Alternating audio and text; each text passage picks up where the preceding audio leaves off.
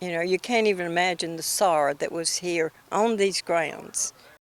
Mary Seeger's mother-in-law, Kate Dixon, was a student at Cleveland School and one of the few survivors of her family to make it out of the fire on May 17, 1923, that claimed the lives of 77 people.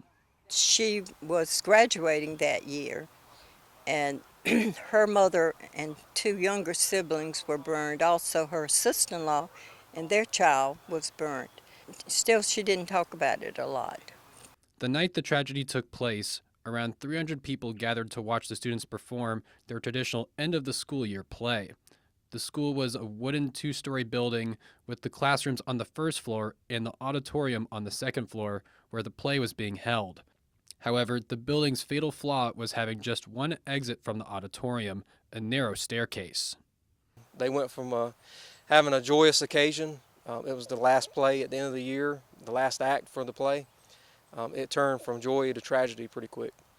During the play, an oil lantern fell onto the wooden stage and caught fire and spread through the building.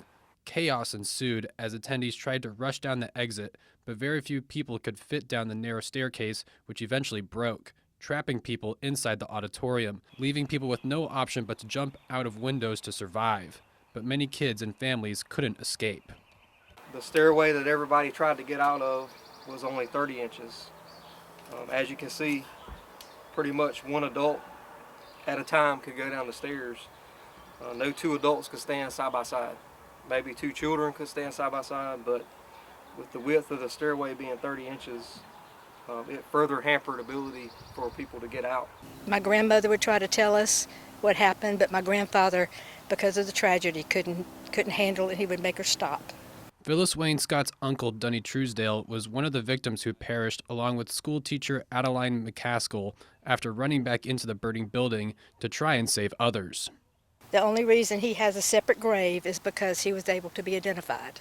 And the school teacher was not able to be identified, but they did find her ring, her school ring, in the fire.